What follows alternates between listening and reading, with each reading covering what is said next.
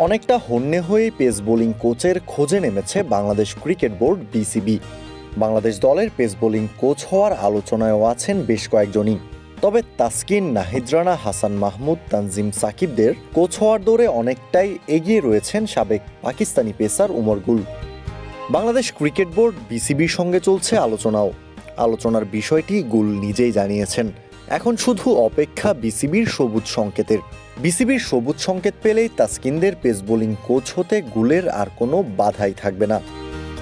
ক্রিকবাসকে দেয়া সাক্ষাৎকারে বিসিবির সঙ্গে আলোচনার ব্যাপারটি নিশ্চিত করেছেন গুল নিজেই। বাংলাদেশের বিপক্ষে 2003 সালে করাচি টেস্টে অভিষিক্ত হওয়া উমর গুল আলোচনা কোন পর্যায়ে আছে জানিয়ে ক্রিকবাসকে বলেন, আমাদের মধ্যে কথা হচ্ছে, কিন্তু কোনো কিছুই এখনও নিশ্চিত নয়।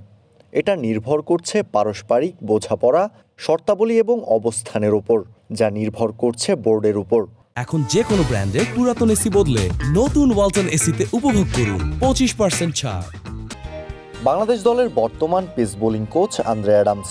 তার সঙ্গে চুক্তিটা 2026 সালের ফেব্রুয়ারি মাস পর্যন্ত। কিন্তু নিউজিল্যান্ডের এই কোচের পারফরমেন্সে সন্তুষ্ট নয় বিসিবি, যার কারণে চুক্তির মেয়াদ থাকলেও বিদায় ঘণ্টা বাজছে আন্দ্রে অ্যাডামসের। জিম্বাবুয়ের বিপক্ষে এপ্রিলে টেস্ট সিরিজ শেষে তাকে আনুষ্ঠানিক বিদায় জানাতে পারে বিসিবি। তার স্থলাভিষিক্ত খুঁজতে ইতোমধ্যেই মাঠে নেমেছে বিসিবি।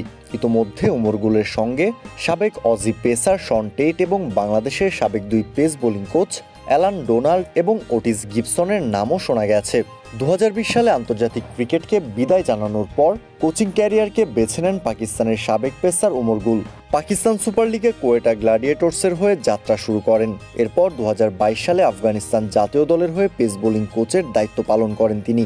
2023 সালের মার্চে আফগানিস্তান সিরিজের জন্য পাকিস্তান দলেরও পেস বোলিং কোচ ছিলেন তিনি।